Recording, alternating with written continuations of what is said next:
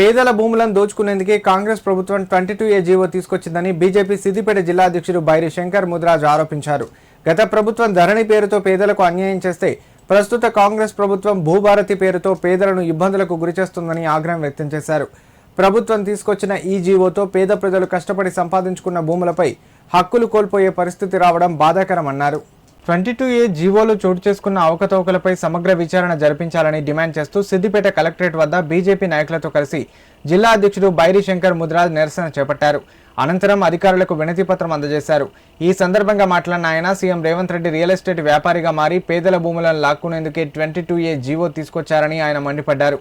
మండలాల వారీగా 22A జాబితాలో చేర్చిన భూముల వివరాలను సర్వే నెంబర్లతో సహా ప్రజల ముందు ఉంచాలని డిమాండ్ చేశారు. గ్రామాలకు ఆనుకొని ఉన్న భూములను సైతం 22A జాబితాలో చేర్చడం వెనుక ఉన్న కారణాలను ప్రభుత్వం స్పష్టం చేయాలని ప్రశ్నించారు.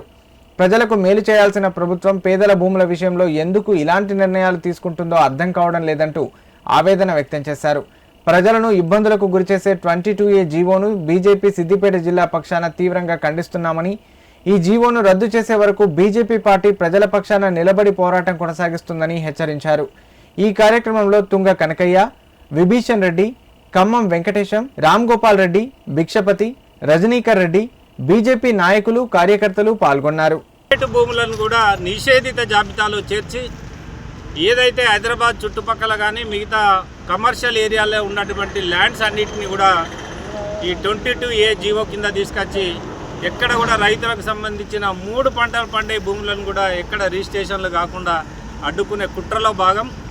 రేవంత్ రెడ్డి గారు ఏదైతే నేను రియల్ ఎస్టేటు వ్యాపారిని అని చెప్పుకుంటాడో ఆ రియల్ ఎస్టేట్ వ్యాపారం చేయడానికే ఇవాళ హైదరాబాద్ చుట్టూ ఉన్న భూములు కానీ తెలంగాణలో ఉన్నటువంటి రైతుల భూములు కానీ పెద్ద ఎత్తున గుంజుకోవడానికి ఒక ప్లాన్ ప్రకారం ఈ భూభారతిని తీసుకురావడం, సాక్షాత్తు ఈ రెవెన్యూ మంత్రి గారైనటువంటి పొంగులేటి శ్రీనివాసరెడ్డి గారే ఈ భూభారతిలో 22Aలో పొరపాట్లు జరిగినాయని ఒప్పుకోవడం, అలాగే కోమటిరెడ్డి వెంకటరెడ్డి సాక్షాత్తు వాళ్ళ ఒక క్యాబినెట్ మంత్రి కూడా ఈ 22A జాబితా వల్ల ప్రజలకు నష్టం జరిగిందని చెప్పడం సిగ్గుచేటు.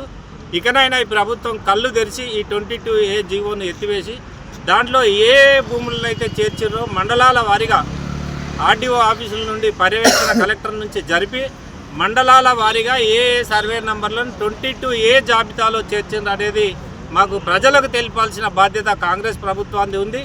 మీరు ఇట్లా చేసుకుంటూ పోతే రాబో రోజులలో భారతీయ జనతా పార్టీ మా రాష్ట్ర అధ్యక్షులు రామచంద్రరావు గారి నాయకత్వంలో, మా ఎంపీ అయినటువంటి రఘునందన్ రావు నాయకత్వంలో పెద్ద ఎత్తున నిరసన ధర్నా